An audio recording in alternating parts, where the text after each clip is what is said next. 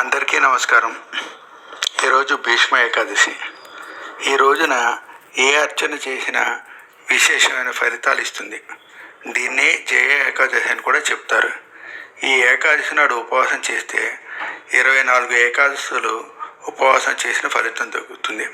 అయితే ఈ భీష్మ ఏకాదశి సందర్భంగా భీష్ముడు అంపశయ్య మీద చేసిన ధర్మబోధని తెలుసుకుందాం. భారత యుద్ధంలో మొదటి అంకం పూర్తయింది. భీష్ముడు అంపశయ్యకి చేరాడు. ఎంతటి ప్రజ్ఞాతించన కలిగిన వాడైనా కొన్ని సందర్భాల్లో నోరు మెదపకుండా ధర్మానికి గ్లాని జరుగుతున్నా చూసి ఊరుకున్న కారణంగా వచ్చిన దోషాన్ని పోగొట్టుకోవడానికే అంపశయ్య మీద పడుకున్నాడు. నిజానికి స్వచ్ఛంద మరణం శక్తి ఉన్న పునరావృతి రహితమైన మోక్షాన్ని అందుకోవాలంటే చేసుకున్న పాపం పూర్తిగా నశించాలి. అందుకే అంపశయ్య పైకి చేరాడు. తన బాణాల దాటికి కృష్ణుడు కూడా తట్టుకోలేకపోయాడని యుద్ధభూమిలో ఉన్న అహంకారం భీష్ముడిలో ఉంది. అంపశయ్యకి పైకి చేరటం ద్వారా ఆ అహంకారం నశించింది. దైవబలం ముందు భుజబలం అణిగి ఉండాలని అర్థమైంది. ఆ సందర్భంలో అహంకార మమకారాలకు, అర్షిడ్ వర్గాలకు, లౌకిక బంధాలకు అతీతుడయ్యాడు. అందుకే కృష్ణ పరమాత్మ నీ బిడ్డలకి ధర్మబోధ చేయవయ్యా అని అంపశయ్య మీద ఉన్న భీష్ముడికి చెప్పాడు. స్వామి నువ్వే చెప్పవచ్చు కదా అంటాడు భీష్ముడు. ఆచరించిన అనుభవజ్ఞుడు చెప్తేనే ధర్మానికి విలువ, అందుకే నీ చేత చెప్పిస్తున్నాను అన్నాడు పరమాత్మ. సరే అని అన్నాడు భీష్ముడు. అదొక అద్భుతమైన ముహూర్తం. అందుకే తరతరాల పాపాలని క్షయం చేసే విష్ణు సహస్రనామ స్తోత్రం లోకానికి అందింది. 1000 నామాల్లో అనంతుని అనంత శక్తిని వివరించాడు భీష్ముడు.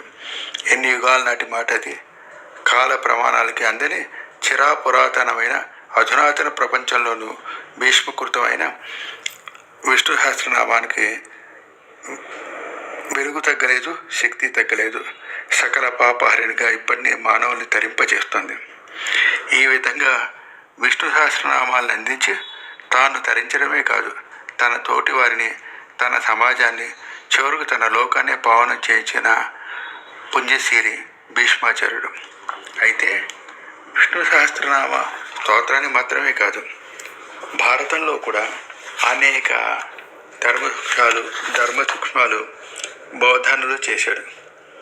భీష్ముడు చేసిన కొన్ని బోధనలు ఏమిటంటే, నదీ ప్రవాహం ఒడ్డుని కోసేస్తూ విస్తరించినట్లు శత్రువును కూడా బలహీనపరచాలి, దెబ్బతీయకూడదు, గాయం మానకూడదు, మృదువుగా మాట్లాడాలి, మృదువుగా వ్యవహారాన్ని చక్కబెట్టాలి, మృదువుగా హెచ్చరించాలి.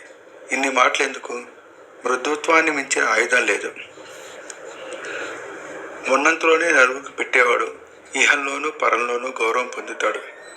సంపద, స్నేహము ఈ రెండిట్లో ఏది కావాలని అడిగితే స్నేహాన్ని ఎంచుకోవాలి. తీరని అప్పు, ఆరని నిప్పు ఎప్పుడూ ప్రమాదమే.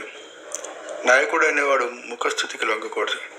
పొగడ్తలతో దగ్గర కావాలనుకునే వారిని దూరంగా ఉంచాలి. అహింస, సత్యము, దయ, ఇంద్రియ నిగ్రహం వీటికి మించిన తపస్సు లేదు. జీవితం సముద్రం, చంచలమైన ఇంద్రియాలే నీళ్లు, అర్షడ్ వర్గాలే మొసళ్ళు, ధైర్యమే తెప్ప. ఈ భీష్మ బోధనలు ఆనాటికి కాదు, ఈనాటికి ఏనాటికైనా నిలిచిపోతాయని అనడంలో ఏమాత్రం సందేహం లేదు. ఈ భీష్మ ఏకాదశి సందర్భంగా విష్ణు సహస్రనామాన్ని పారాయణం చేసుకుందాం, మనము తరిద్దాం. నమస్తే.